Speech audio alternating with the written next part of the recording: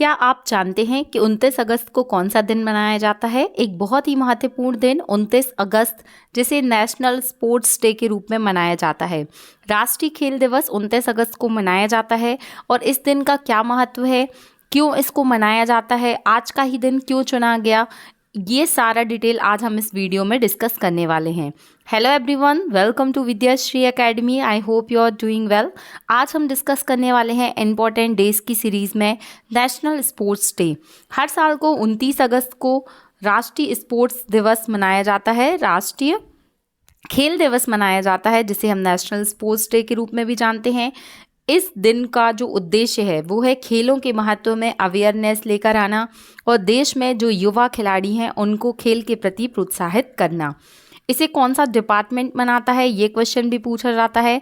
तो जो खेल और युवा कल्याण मंत्रालय है, ministry of youth affair and sports के अधीन इस दिन को मनाया जाता है। आप मुझे कमेंट बॉक्स में लिखकर बताएंगे कि वर्तमान में ministry of youth affair and sports के मिनिस्टर जो हेड हैं वो कौन हैं। अब इस दिन का क्या महत्व है, क्यों इसको मनाया गया, किसकी याद में इसको मनाया जाता है, तो आप सभी को पता ही होगा। हॉकी के जादूगर के नाम से जाने जाने वाली शख्सियत मेजर ध्यानचंद जी एक बहुत ही उम्दा खिलाड़ी थे हॉकी के, जिन्होंने न केवल भारत का नाम ऊंचा किया बल्कि भारत को हॉकी की सरजमी पर विश्व पटल में हॉकी का नाम एक बहुत ही स्वर्णिम अक्षरों में अंकित किया।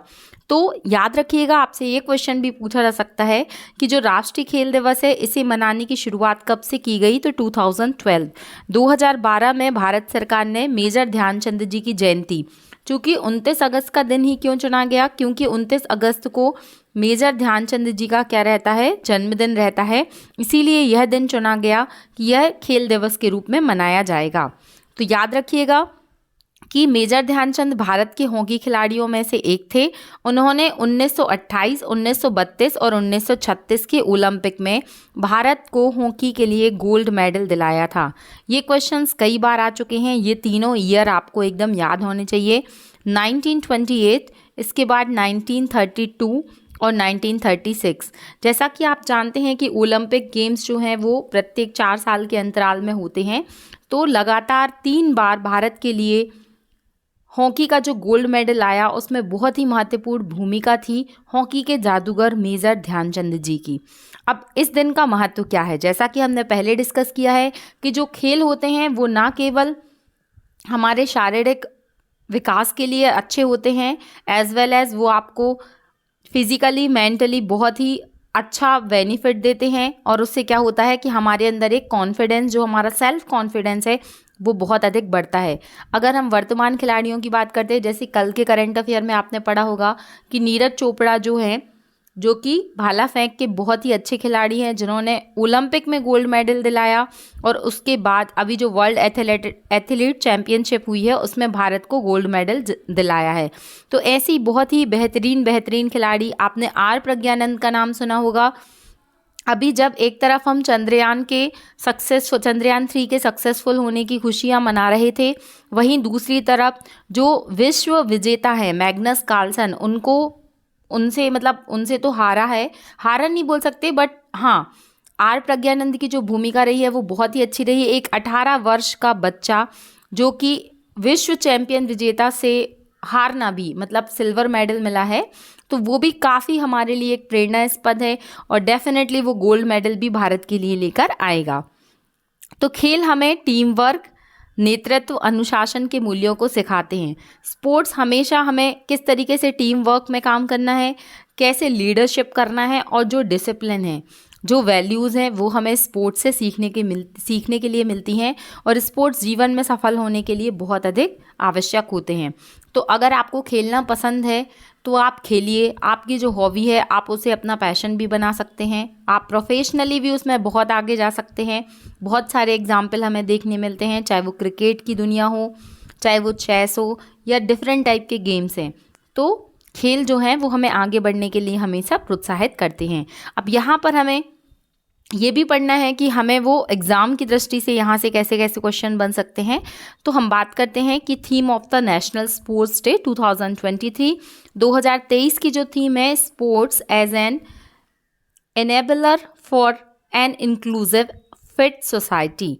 ये आपको याद कर लेना है कि 2023 की थीम क्या है। खेलों से लाभ, जैसे कि हम पढ़ चुके हैं कि हमारे शारीरिक मानसिक स्वास्थ्य के लिए काफ़ी अच्छे होते हैं। जो वर्तमान में जो हम ग्लोबल ब्लेस की बात करते हैं या सोशल मीडिया की बात करते हैं या जो वर्तमान में जो जैसी दुनिया हम देख रहे हैं उसमें स्ट्रेस बहुत ज़्यादा है, हेल्थ इशू बहुत ज़्यादा है।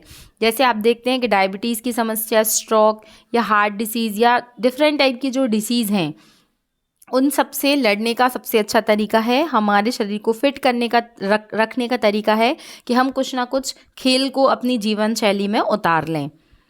तो बहुत सारे खेलों के फ़ायदे हैं। ये हमें क्या क्या सिखाते हैं ये सब हम देख चुके हैं। अब हम थोड़ी सी बात कर लेते हैं मेजर ध्यानचंद जी के जीवनी के बारे में। तो इनका जन्म कब हुआ था? 29 अगस्त 1905। ये क्वेश्चन आपसे पूछा जा सकता है। इलाहाबाद, जो कि वर्तमान में प्रयागराज के नाम से जाना जाता है, यहाँ पर ध्यानचंद जी का जन्म हुआ था। इन्होंने अपने पूरे करियर में 400 से अधिक गोल किए हैं, तो ये भी आपको याद रखना है। और भारत के लिए कितने गोल्ड मेडल दिलाए हैं? तो याद रखिएगा 3, 1932, 36 और 28। ये तीनों ईयर आपको याद रखने हैं। इसके बाद में जब इन बचपन इनका इलाहाबाद में ही जीता। इनके जो पिता थे वो ब्रिटिश जो आर्मी थी उसमें सूबेदार के पद पर थे। खेल में इनकी हमेशा से रुचि रही और इसीलिए भारतीय हॉकी टीम में इनका चयन हो गया था। फिर ये हम बात कर चुके हैं यहाँ पर, वो बहुत ही अद्भुत खिलाड़ी थे। वे गेंद को इस तरीके से कंट्रोल कर लेते थे कि उन्हें हॉकी का जादूगर भी कहा जाता था। और उन्होंने भारत के लिए 150 से अधिक हॉकी मैचों में प्रतिनिधित्व किया है, ये भी याद रखिएगा। और मेजर ध्यानचंद जी की खेल प्रतिभा और उनकी जो उपलब्धियां थी उनको देखकर भारत सरकार ने उन्हें डिफरेंट टाइप के जो अवार्ड्स हैं उनसे भी सम्मानित किया, जैसे पद्म भूषण से सम्मानित किया था। तो यहाँ पर कौन कौन सी उनकी उपलब्धियाँ रही हैं, जैसे कि तीनों गोल्ड मेडल 1928, 32 एंड 36। 1932 में ओलंपिक में जो सर्वोच्च स्कोरर थे वो भी मेजर ध्यानचंद जी थे।